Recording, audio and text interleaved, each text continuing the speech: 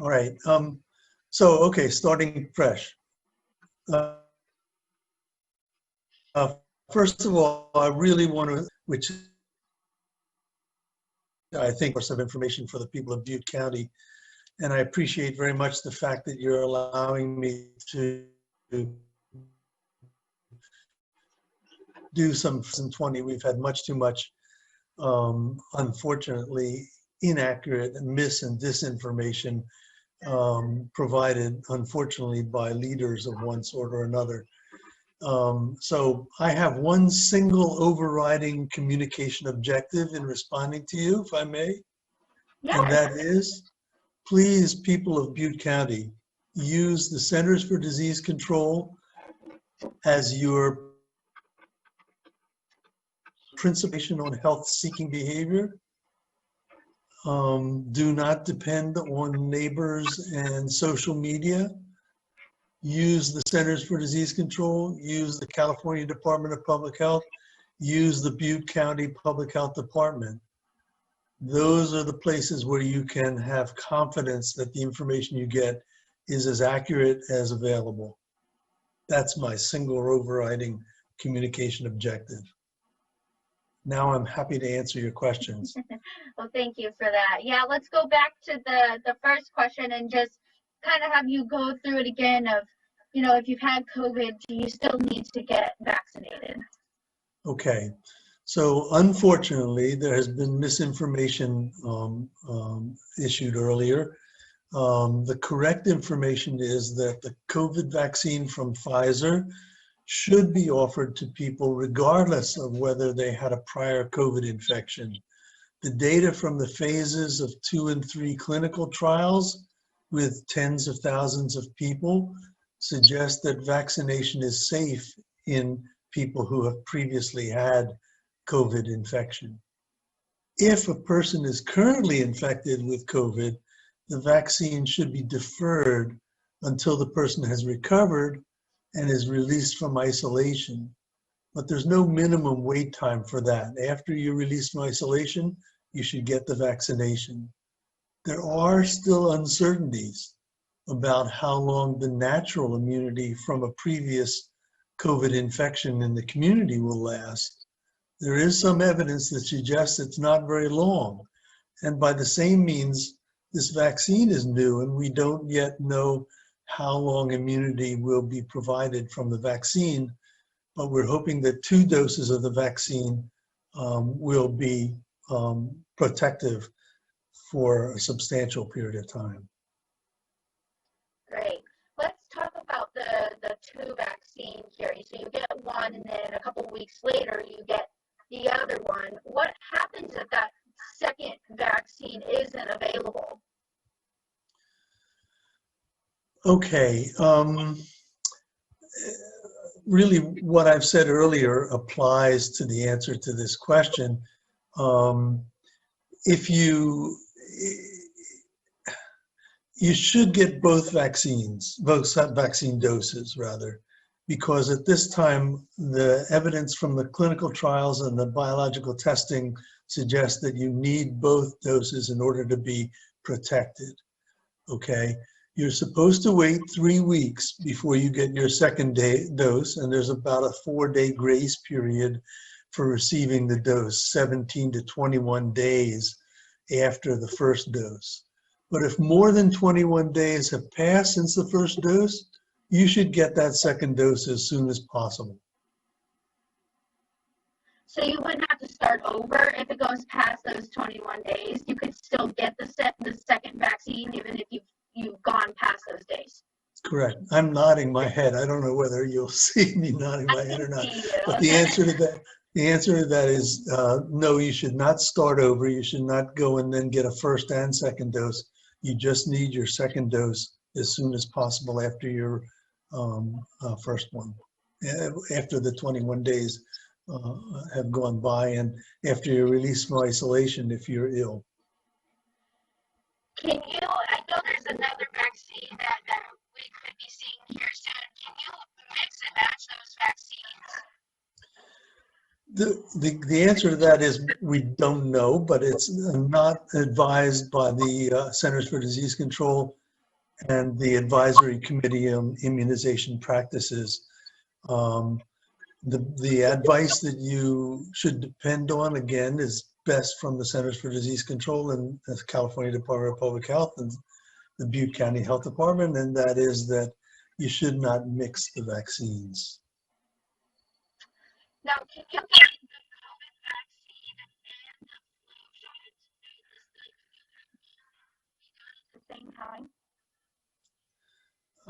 I'm not aware of any advice that suggests that you should not get them at the same clinical setting, but you should definitely get both vaccinations. You're going to have local pain from one or the other or both of them, and you may get general symptoms, some fever, some aching, some malaise, not feeling well from one or both of them. So if it's convenient for you to get both vaccinations at the same time, then I think you should do that. If it's not convenient, or if you're worried about getting local reactions from both vaccines, you should try to schedule the second vaccine. But definitely get the COVID vaccine and definitely get your flu vaccines. Now, I'm curious to know the answer to this question. Some people are concerned that getting the COVID vaccine will give you COVID. Now, can you explain this? Because some people I've talked to are concerned about this, and they're like, I'm not going to get the COVID vaccine because it's going to give me COVID. So again, the best advice is the advice from FDA, CDC, and ACIP, and CDPH, and Butte County, and all of those organizations have made it very clear that the vaccine does not contain viral nucleic acid, which can cause the infection and disease. The Pfizer vaccine is made from the coding antigens of the virus, not the interior nuclear acid, which is what induces your body to become ill. So the vaccine will not give you COVID. Thank you for explaining that. So what are some of the side effects from getting the vaccine? You can expect that there will be pain at the place where you get the injection, where you get the vaccination, and you might get some aching in your body, and you might get some fever, and you can certainly take ibuprofen to address the fever or general weaknesses that you might feel. But the evidence from the clinical trials is that there are no substantial adverse effects that you might get.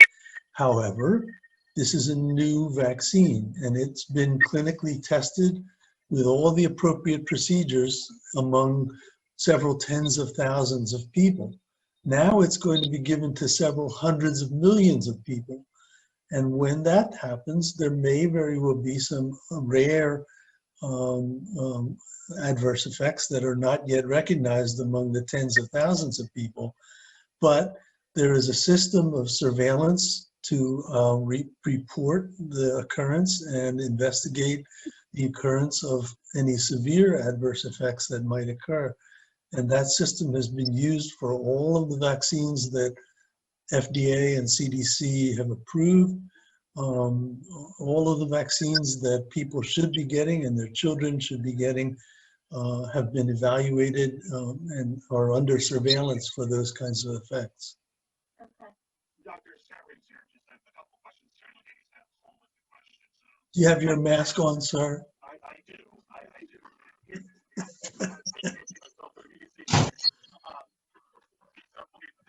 This may sound like a ridiculous question, but I'm going to ask you anyway. A lot of people on social media have been saying it. They're like, I am not going to get the vaccine because it's got a microchip in me and they are going to track me. To be clear, and none of these vaccines have microchips in them, correct, doctor? Wow, I hadn't heard that one yet. One more time, as I began, and I hope you'll include my SACO in your broadcast. There is no microchip in the vaccine. And this is the kind of mis and disinformation that is so characteristic of what has been taking place this past year, and so unfortunate. And I'm so happy that Action News is asking that question so that I have the opportunity to say absolutely no. There is no microchip in the vaccine. Thank you for clearing that up, Doctor. One more question here on the vaccine. I think a lot of people are like, well, it hasn't been out long enough. I don't feel like it's safe. I'm going to roll the dice with COVID-19. I'm going to stay away from the vaccine. Why is that not a good idea, sir? So there are several reasons why that's not a good idea. And I should say, first of all, I as a county health officer, don't provide acute medical care in a setting like a skilled nursing facility or an acute care hospital. So I'm not among the first individuals who be offered the vaccine. But if I were, I will definitely take the vaccine that's been approved by FDA, CDC, and ACIP.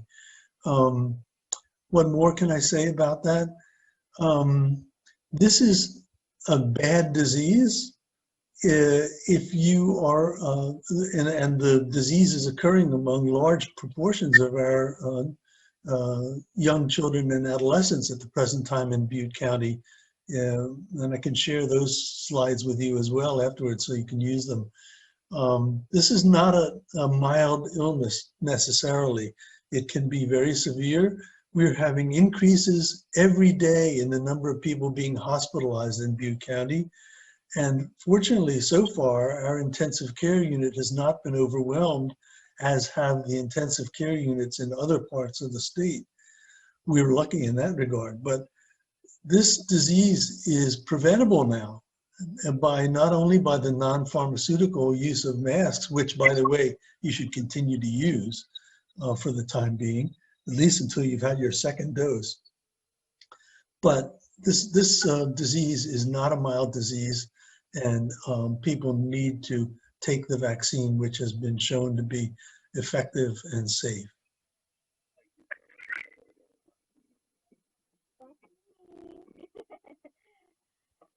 So let's talk about what you just kind of touched on a little bit there. After you've been vaccinated, expand on why it is still important to wear your mask and take precautions. So, okay, there's going to be at least a 3-week period between your first and your second dose. Could be longer. You need that second dose to be, as far as we know, fully protected. So you should definitely be wearing your mask. The other thing is that while the vaccine has been demonstrated to provide protection for the vaccinee, the person who gets vaccinated, it's not yet clear that it protects against transmission. So the community needs to continue to be protected while less than 70 or 80% of the community have been vaccinated.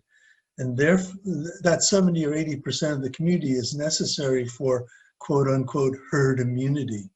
I'll say a little bit about herd immunity more in just a moment. But the herd immunity from vaccination needs to be of such a proportion in the community that it's effective. The herd of the community will be protected when 70 or 80% of the people in the community have received this 90 to 95% effective vaccine. The evidence from Sweden, where they tried to use natural herd immunity, allowing young people and everybody to get infected, resulted in the highest death rates globally in Sweden, the next highest to the US, by the way. And so the so-called natural herd immunity is one of those mis and disinformation problems that's been circulating. So the simple answer to your question is that we really need, as a community, we really need to continue to be using the non-pharmaceutical preventive measures, use of masks, social distancing, washing, hand hygiene, avoiding groups larger than your family to the extent that you can. You've got to go shopping and so forth. But we need to continue to use those measures. Question for you here. Are older people with underlying health issues more at risk for complications when getting vaccinated? That's an interesting question. Again, this is a new vaccine. So the experience in the elderly persons who were not represented in the clinical trials, the people with underlying conditions who may not have been represented in the clinical trials, we really don't have that information yet. The elderly people, though, who became ill with COVID disease have been much more at risk for having severe complications, especially if they had underlying conditions like diabetes, or they were obese, or they were, what's the other, several other reasons why people who had pre-existing conditions had more severe reactions with the disease. So definitely I would not advise that people who are older avoid getting the vaccination if it's offered to them. Great, thank you for answering that question. Is there anything else that I didn't ask or something we didn't touch on that you would like to say before we wrap up here? I want to ask you, please, to include the SACO that I gave at the beginning, because this is a year of mis and disinformation, and I desperately hope that the people of Butte County will make good decisions about their sources of information. Go to CDC's website, go to NIH's website, go to CDPH's website, go to Butte County's website for correct public health information. I will make sure that that is included. Thank you so much. I appreciate your time, and I appreciate you clarifying some things. You didn't ask about children under 16 years of age and pregnant women. Those are the two groups that the information coming out from FDA, from California's expert committee, from the CDC, from the Advisory Committee on Immunization Practices, those are the two groups that so far have been advised not to receive the vaccine. However, for pregnant women, for example, pregnant women who are essential workers, who are delivering care in acute care settings, or who are emergency responders, for those pregnant women, they should have a discussion with their OBGYN provider to make some decision about whether or not to get the vaccine. At this point, we don't have evidence and information one way or the other, because pregnant women were not knowingly included in the clinical trials. But there are some reasons why a pregnant woman might make a decision to go ahead and get vaccinated. And those reasons are best discussed with the provider. Yeah, I thank you for touching on that. That is really, really important and information I was not aware of. So thank you. Okie doke. I really appreciate your time. I know you're a busy man. Well, thanks very much for clarifying the mis and disinformation. That it's an organization like Action News that does that is much to be appreciated by the people of Butte County.